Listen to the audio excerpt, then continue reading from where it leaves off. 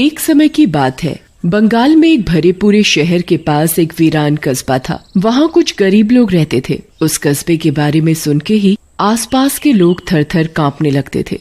एक दिन राकेश शहर जाने लगा। वो आधे रास्ते पहुँचा ही था कि उसकी बाइक रास्ते में ही रुक गई। ये लो जी, कर लो बात, कंगाली में आटा गीला। अब जब मुझे लेट हो रहा है, जल्दी से जल्दी शहर पहुंचना है, तो ये मोटरसाइकिल को भी अभी ही बंद होना था। अब इस वीरान रास्ते पे ना मैं पीछे जाने का, ना आगे बढ़ने का, करूँ तो क्या करूँ?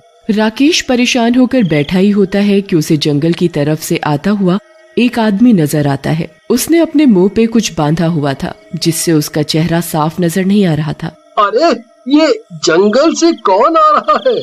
इससे ही पूछता हूँ, किसी मैकेनिक की दुकान होगी आसपास तो। अरे भाई साहब, सुनते हो? अरे सुनिए भैया, हेलो। क्या है? अरे भैया, अब क्या बताऊं, मेरी मोटरसाइकिल खराब हो गई है और मुझे शहर जाना है। आसपास से कोई मदद मिल सकती है क्या? आओ मेरे साथ, मैं तुम्हें मदद दिलवा सकता हूँ। राकेश अपनी मोटरसाइकिल पैदल ही लेकर उस आदमी के पीछे पीछे जंगल के बीचों बीच चलने लगता है। कुछ दूर चलने पर अरे भाई, मैं तो थक गया, और कितनी दूर जाना है? इतने में ही पसीने छूट गए तुम्हारे। जिंदगी में क्या करोगे? बात बात में राकेश को एहसास होता है कि वो उस वीरान गांव में पहुंच चुका है, जहां का नाम सुनकर भी लोग कांपते हैं।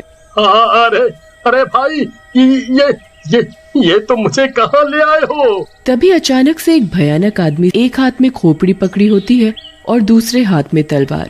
उसके सामने से दांत टूटे होते हैं और बाकी दांत काले होते हैं। जोर जोर से हंसते हुए वो बहुत डरावना लग रहा होता है। तभी उधर खड़े बाकी लोग हाथ जोड़कर उसके सम्मान में वहीं जमीन पर बैठने लगते हैं। सरदार की जय हो, सरदार की जय हो। अरे बाप रे बाप, ये मैं कहाँ फंस गया? ये सारे तो आदि मानव लग रहे हैं। सरदार की जय हो। देखिए महाराज, मैं कितना ताजा शिकार लाया हूँ आपके लिए। शिकार? और मैं शिकार कैसे? मैं शिकार कैसे? अरे भाई, मुझे तो शहर जाना था। ये मुआ कहाँ फंसा गया? अच्छा खासा काम से जा रहा था, ये मुही मोटरसाइकिल रास्ते में ही साथ छोड़ गई मेरा, और मैं इस मौत की खाई में आ गिरा। अरे कोई बचाओ मुझे! कोई नेक इंसान है क्या यहाँ, जो मुझे इस मुसीबत से बाहर निकाल सके? और भाई, तुम मेरी मदद करने आए थे? मदद कराने के लिए तो मुझे यहाँ लाए थे। ये तुमने मुझे कहाँ लाकर फंसा दिया? अरे कहाँ फंसा दिया?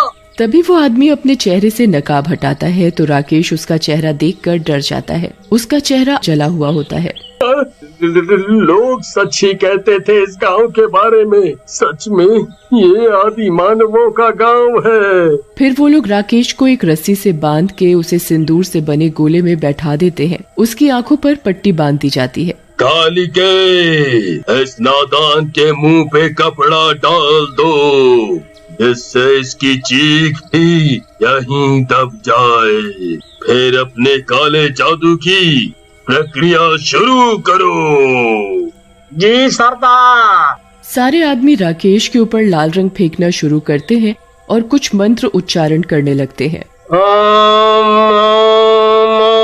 परिवर्तनाय नमः, ओम परिवर्तनाय नमः।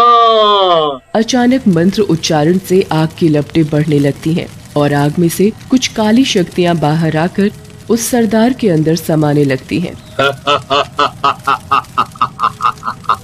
आओ और शक्तियों आओ और मुझे दुनिया का महाशक्तिशाली सरदार बनाओ। सारी काली शक्तियां समाओ मेरे अंदर। आओ आओ।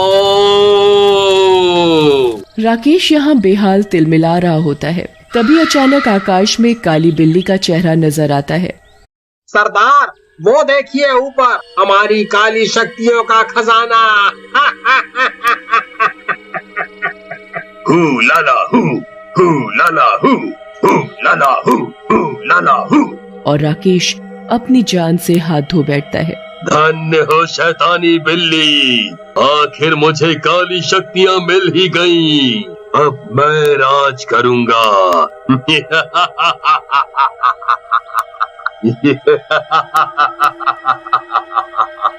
फिर सरदार अपने 2 चेलों के साथ राकेश के शरीर से खून निकालकर उस खोपड़ी में भरता है और काली बिल्ली के ऊपर छिड़कता है और अचानक से वो बिल्ली एक भूरी आंखों वाली लड़की में बदल जाती है। देखने में वो लड़की सुंदर, बड़ी बड़ी आंखें, लंबे बाल, बड़े बड़े नाखून थे उसके। बताइए हुजूर, क्या सेवा की जाए आप? तुम तो हुस्न की बाला हो, तुम्हें देख के तो कोई भी पुरुष मोहित हो जाएगा और बड़ी आसानी से तुम्हारा शिकार बन जाएगा। अब तुम पास वाले शहर में चली जाओ और अपने शिकार बनाओ। जी हुजूर, कह के पास वाले शहर की तरफ चल पड़ती है। लड़की एक घर का दरवाजा खटखटाती है। हाँ जी बताइए। बहन जी, मैं इस शहर में नई आई हूँ, मुझे काम की तलाश है, कुछ काम हो तो दे दो, मेरे घर का राशन पानी आ सकेगा उससे। देखने में तो गरीब नहीं लगती तुम, नैन नक्श देख के तो भले घर की लगती हो। तभी सुनीता का पति मदन बाहर आ जाता है और उस लड़की को देखकर मोहित हो जाता है। अरे रे सुनीता, इतनी प्यारी लड़की है और काम करना उसकी मजबूरी है। वैसे भी तुम दिन भर काम कर करके थक जाती हो, रख लेते हैं इसे घर के काम के लिए। तुम्हें आराम भी हो जाएगा और इसकी मदद भी। आओ आओ, तुम अंदर आओ। आज जी धन्यवाद मालिक साहब। अरे नहीं, मुझे मदन जी ही कहा करो। हाँ ठीक है, अब आप जाइए, मैं काम समझा दूंगी इसे। मदन चुपचाप से उस लड़की को काम करते देखता रहता है और मन ही मन खुश होता रहता है।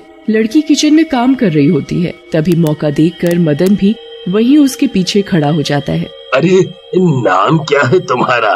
तुम तो बहुत सुंदर हो, तुम पर ये काम सूट नहीं करता। जी मेरा नाम गहना है। वाह, तुम्हारा तो नाम भी तुम्हारी ही तरह खूबसूरत है। अच्छा सुनो, मैं छत पे सोने जा रहा हूँ और मुझे सोने से पहले दूध चाहिए होता है। सुनीता आज आराम कर रही है, तो तुम 1 गिलास दूध और 1 गिलास में पानी ले आना ऊपर। कहकर मदन छत पर जाकर गहना का इंतजार करने लगता है।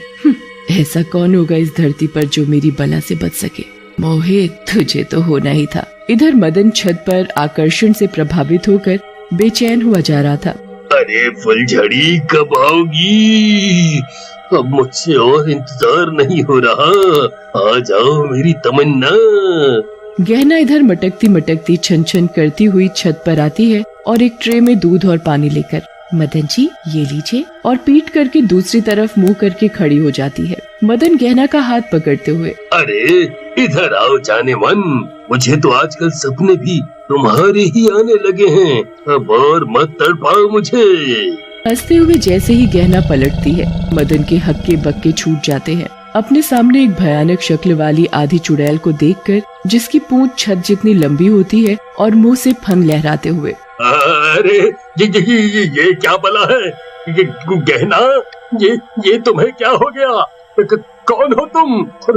और डर के यहाँ वहाँ भागने की कोशिश करता है। यूं ही मैं आओ ना मेरे पास, मैं तो तुम्हें बहुत पसंद हूँ ना, सपने में भी तुम मुझे ही पाने की कोशिश करते हो। अब देखो मैं तुम्हारे सामने खड़ी हूँ अपनी बाहों में लेने के लिए। गहना, मुझे माफ कर दो, मुझे जाने दो, मेरी बीवी नीचे कमरे में इंतजार कर रही होगी। जाने दो मुझे जाने दो। और उसे पूंछ में लपेट लेती है। मदन वहीं तड़पते तड़पते प्राण त्याग देता है। मजा आ गया, शिकार को अपनी आंखों के सामने तड़पता हुआ देख अलग ही मजा आता है। फिर वो वापस एक सुंदर लड़की में बदल जाती है और सुबह होने से पहले ही घर छोड़कर निकल जाती है।